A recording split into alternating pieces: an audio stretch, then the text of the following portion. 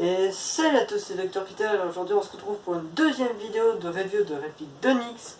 Et cette fois-ci, après le Colt 1911 A1, il était temps de faire une vidéo sur son homologue allemand. Et c'est du coup au tour de Luger P08. Alors, le Luger P08, c'est une arme en 9 mm Parabellum. Le 9 mm Parabellum, c'est un calibre qui fait à peu près 2 mm de moins que le 45 ACP. Et le Luger P08 a un chargeur de 8 cartouches, voilà, qui se met dans la crosse. Il se charge de cette manière.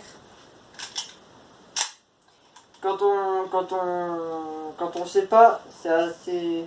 ça peut paraître pas très évident, mais une fois qu'on le sait et puis qu'on a vu quelques vidéos, c'est tout ce qui fait le charme de cette réplique finalement. Alors, cette réplique, elle est faite en Zamac. Cette réplique est faite en Zamac et en plastique pour les plaquettes. Je sais pas quel matériau, quel plastique a été utilisé, mais c'est du plastique pour les plaquettes là et du Zamac pour l'entièreté de la réplique, mis à part les plaquettes bien sûr. Les caractéristiques de cette réplique sont que la culasse est mobile, voilà. Le chargeur est mobile, il se sort et se rend, la détente est mobile, et aussi regardez, je vais vous montrer, quand on recule la culasse, le canon recule pour absorber le recul de l'arme après le tir, parce que cette arme était faite pour être précise, elle est très confortable, elle est très équilibrée, le poids est surtout à l'arrière pour avoir plus de facilité lors de la visée. Ce Luger, il y a plusieurs modèles de Luger P08. Il y a des modèles avec les plaquettes noires. Moi je les ai pris marron parce que je trouve que c'est plus joli. Il y a différentes tailles de canon. Il y a le plus petit, le plus commun. Il y a le moyen, celui-là. Et il y a le grand avec une hausse. Alors, sur le vrai Luger, on peut mettre une crosse. Je crois pas que sur le Onyx on puisse. On peut mettre une crosse pour être encore plus précis pour tirer des gens qui sont loin. Alors, les points positifs de cette réplique sont que il y a quasiment tout est mobile sauf la sécurité ici qui est moulée dans la masse. Là c'est dommage. Le chargeur est mobile, la culasse est mobile, la détente est mobile, tout est mobile.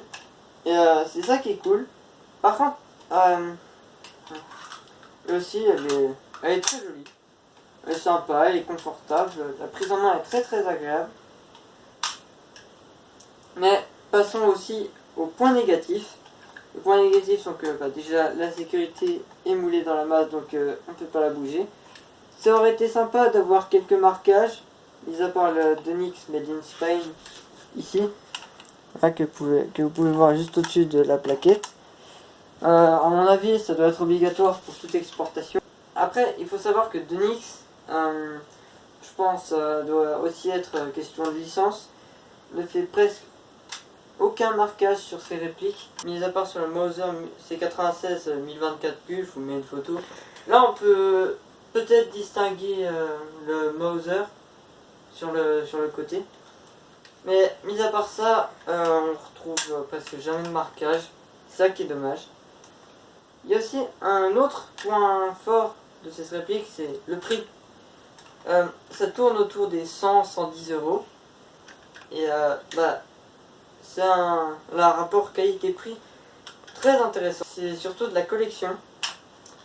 Alors, vous allez me dire, à quoi ça sert de faire une review d'une réplique qui n'est ni airsoft, ni une arme neutralisée, parce que ça tire rien. C'est surtout quand... Si les gouvernements ils interdisent les armes neutralisées, il n'y aura que des répliques non tirantes pour montrer ce que c'était que les guerres mondiales, puis l'Antiquité, les armes de l'Antiquité, puis les armes de l'histoire qui ont marqué l'histoire.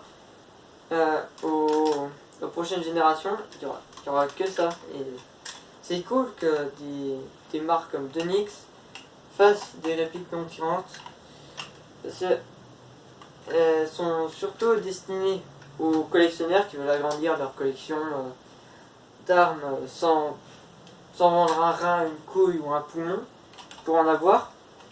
Aux accessoiristes de théâtre et de cinéma, parce que c'est pas très cher et c'est réaliste. On peut tourner des films comme Winter War, voilà, l'affiche est là, comme Winter War avec des M1 Donix. Par contre, si vous tournez des films avec des films ou des courts-métrages avec des Garand Donix, s'il vous plaît, évitez ça. Ces deux trucs-là, s'il vous plaît, évitez. C'est... Non, déjà, là, sur le vrai, il y a la vis, là, elle y est pas. Elle y est pas, faut l'oublier. Et aussi, il y a une vis juste là. Il y a une vis là, qui est très voyante. Et justement, sur le Donix, on la voit pas. Et sur la vraie, on dit qu'elle est très voyante. Donc, faites en sorte que ça ressemble au vrai. Mais en tout cas, cette vidéo touche à sa fin. Si vous l'avez aimé, likez-la. Abonnez-vous si ce n'est pas déjà fait pour être au courant de quand je sors une vidéo.